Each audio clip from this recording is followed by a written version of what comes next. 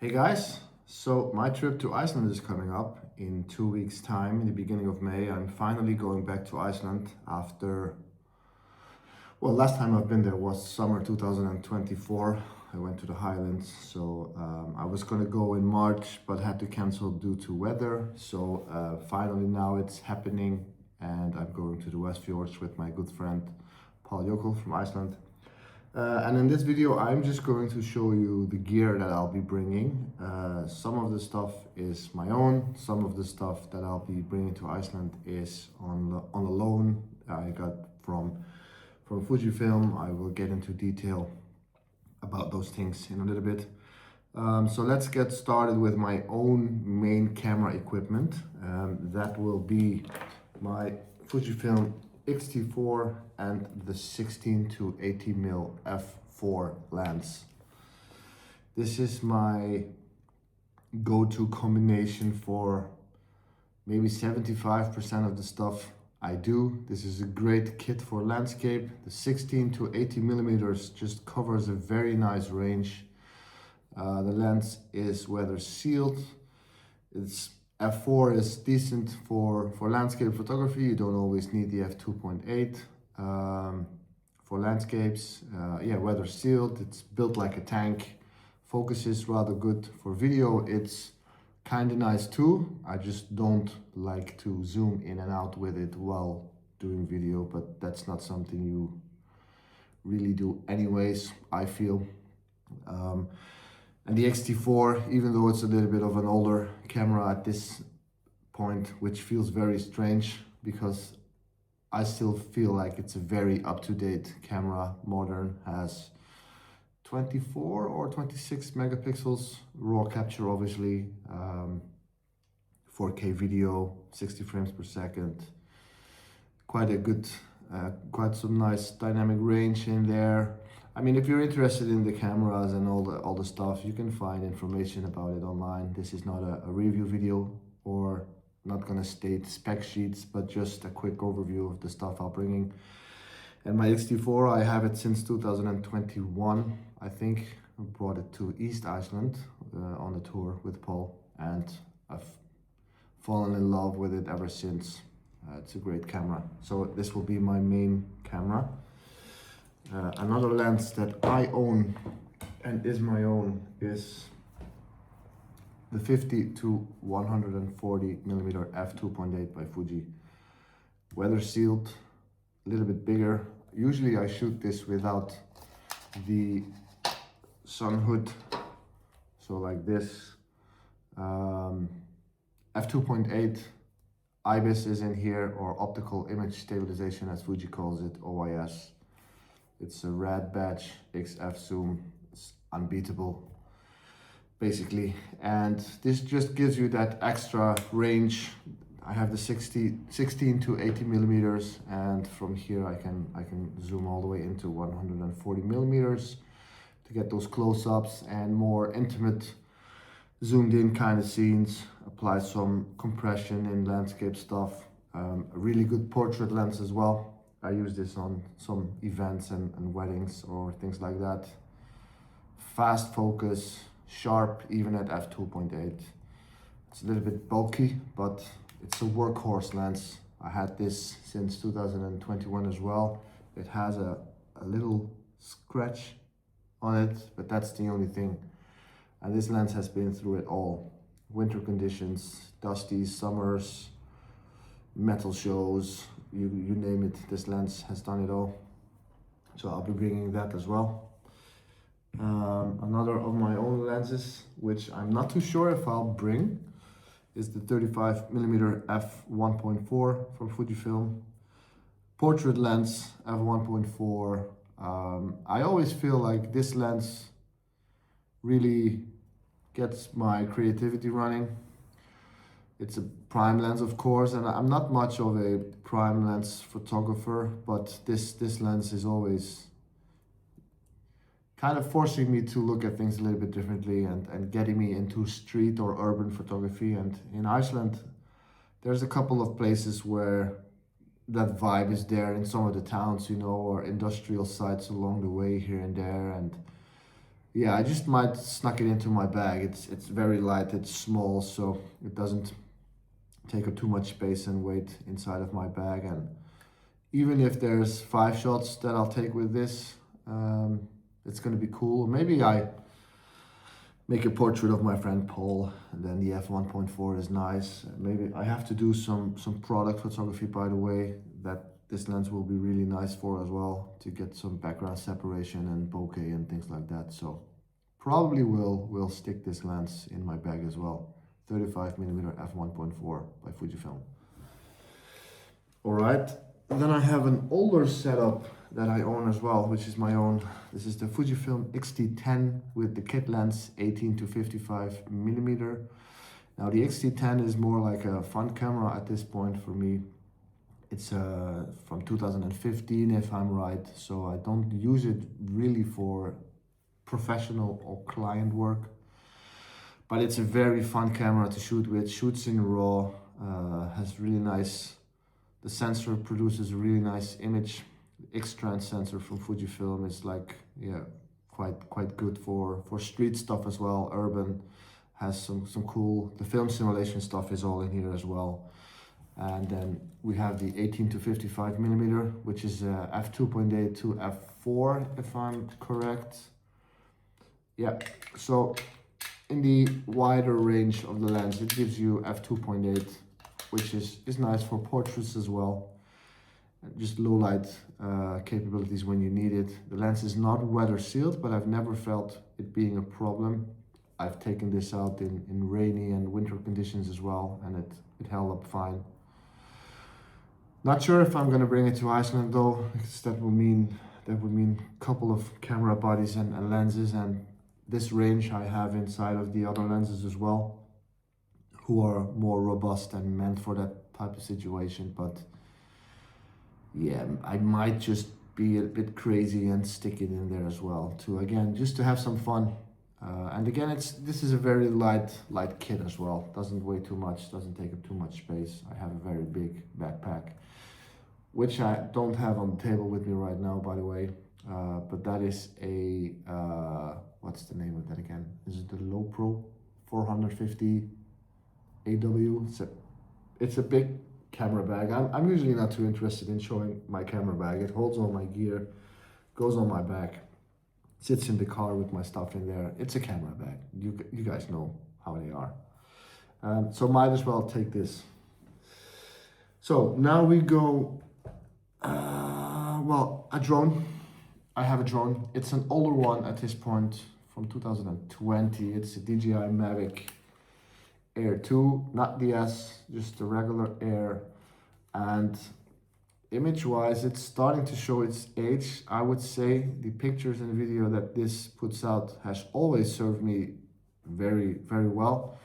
I think it's still really good for socials and some YouTube stuff here and there, but DJI has obviously released quite a lot of new drones since this came out. There was an Air 2S, an Air 3, and now the Air 3S.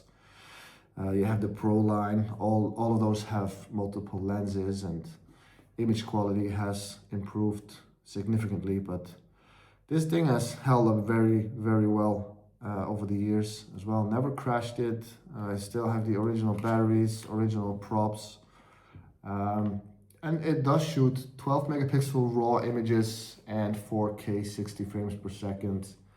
And again, as I said, for the stuff I do, I've never really been limited by it. If you start to compare it with some of the newer drones that I mentioned, it will show its age, but I don't do that. That's not fun.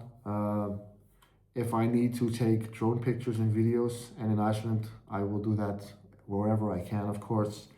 This thing still kind of holds up, but I think it is time to upgrade to a different drone soon. But I need the financial needs for that to be in order, and currently that's not the case. So I just have to make do with this drone, and it will be fine. It's a good drone. Range is rather good, speed is rather good, battery life is 25 minutes. It's okay. I have three batteries, so I can charge in the car whenever I'm driving. So no problems there, just a bit outdated at this point, but will be perfectly fine to take with me one more time at least to Iceland. Then let's go into the camera gear from Fujifilm that I'm getting on loan, or I'm loaning, yeah, collaborating with Fujifilm.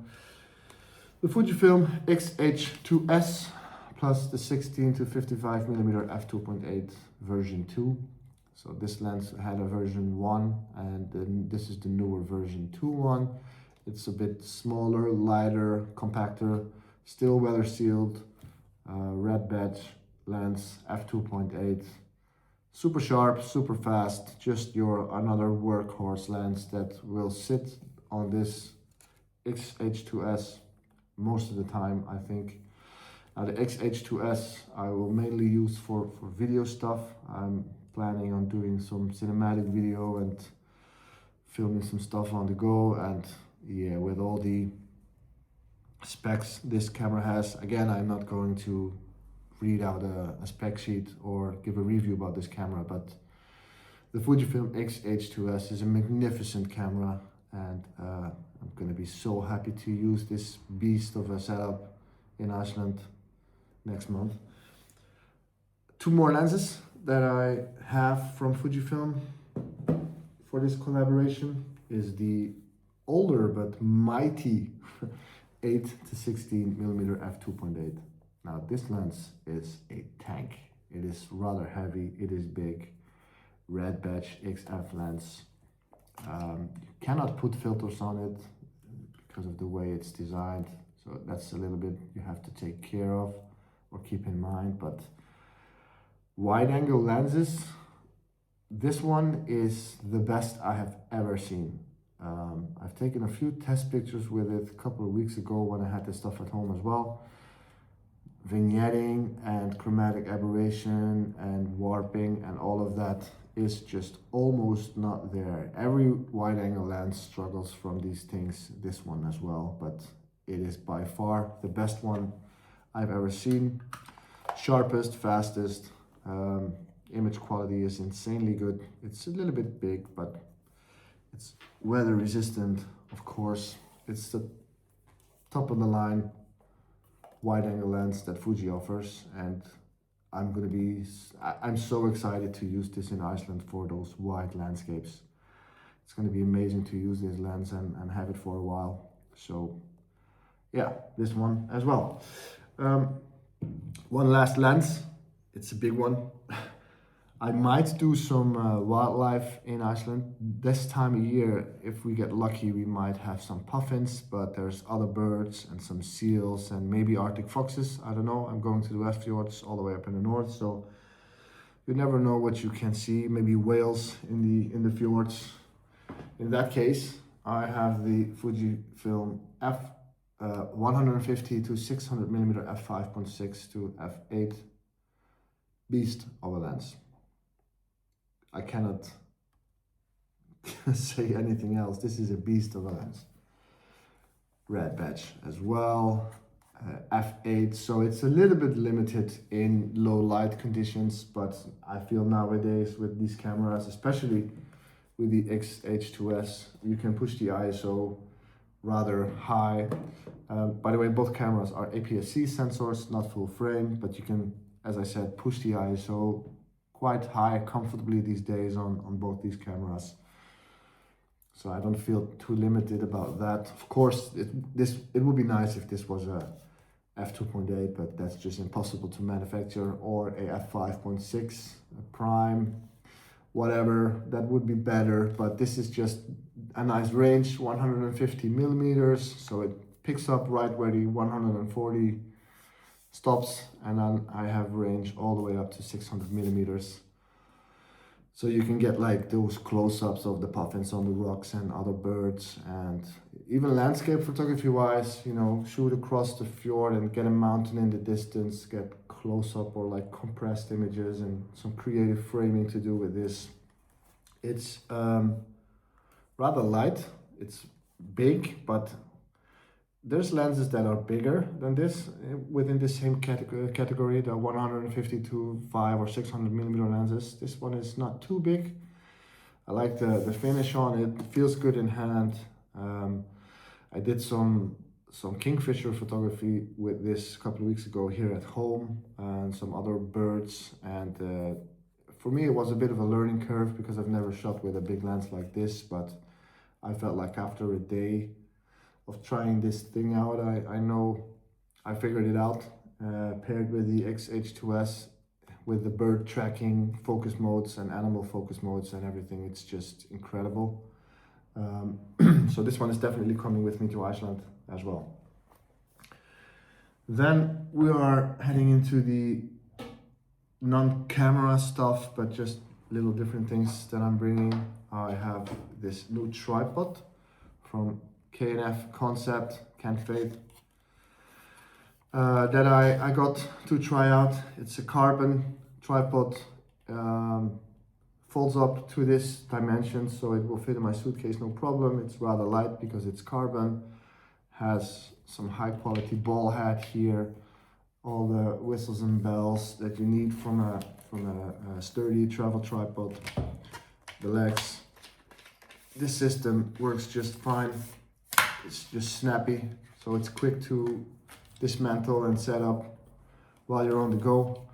I'll be posting some material about this tripod, with this tripod, and about this tripod during my trip, so be sure to check out my socials and you'll see more of this tripod in action in Iceland while I'm there. Really happy with this tripod. Thank you once again to the nice people from K&F Concept for sending me this tripod. And yeah, highlighting the Fujifilm stuff again before I move on to the other objects that I have on this table. I'm collaborating with Fujifilm Nederland, Fujifilm the Netherlands, for this trip in Iceland. They've given me this stuff to use while I make this trip, in exchange for some pictures of Iceland and some pictures of the material in action in Iceland. So it's a nice little side project which gives me a full Fujifilm setup, different separate bodies, separate lenses. So a nice all-round kit for me to use in Iceland. I'm very excited. I'm very thankful to Fujifilm for wanting to work with me this way. It's going to be amazing. Then some smaller things for video stuff. If I'm gonna record some audio, I'll bring this Rode video mic NTG with a dead cat to block out the wind, because we're going to the West Fjords and it's windy there. This is a shotgun microphone that just goes on my X-T4 or XH2S, and through this cable connected to the camera, record high quality audio.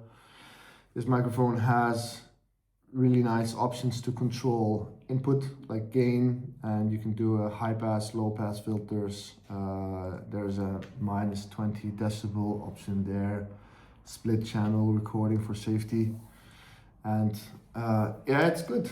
Like, it's sturdy, simple. I like the design of this, just straightforward, and has this nice dead cat on it, which blocks out even the hardest winds.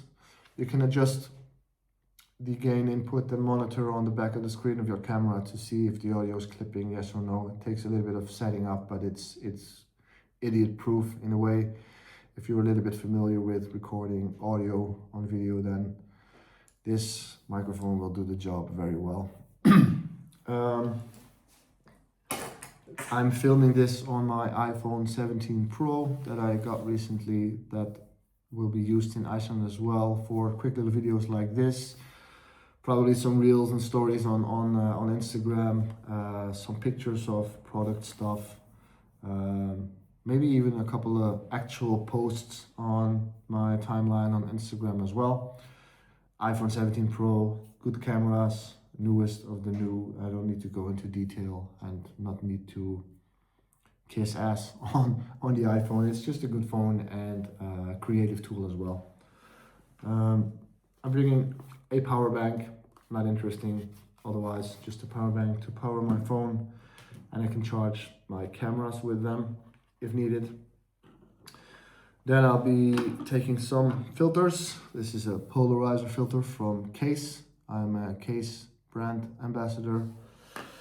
And this system as well, square filters that will go in front of the 16 to 80 millimeter lens, the 50 to 140 millimeter lens, and the 16 to 55 millimeter lens. That will be the lenses that I'll be using this with.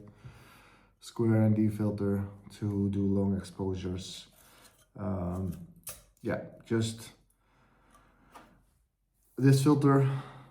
I have a couple of those. If there's one filter I recommend you use on landscape photography, it's a polarizer filter to cut out glare and not glare, reflections in the water, and bring out the most contrast and color saturation in the skies and in the water and stuff like that.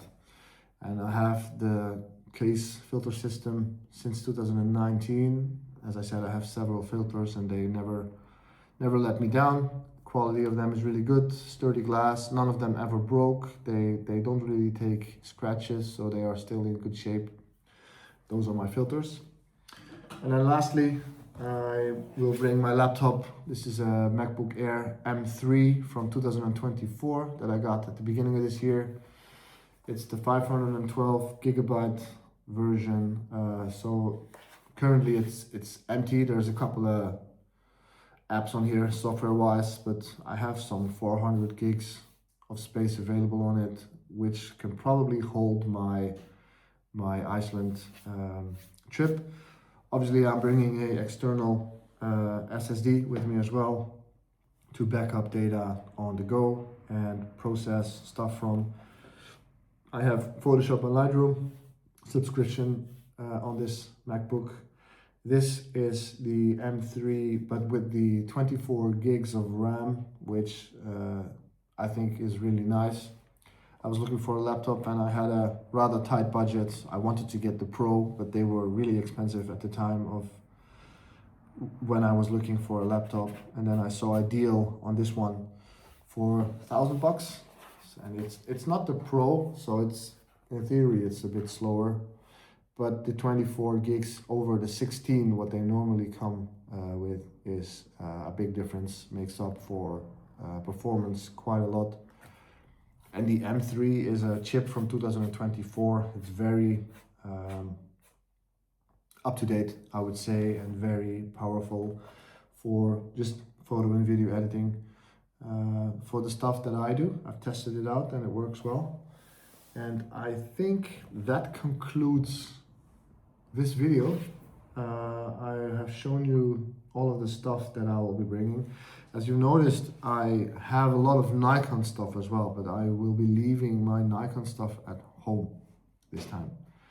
Feels a bit strange. It will be the first time that I will not bring any Nikon gear with me. I've always shot Nikon. Those of you who follow me for a long time know that I'm a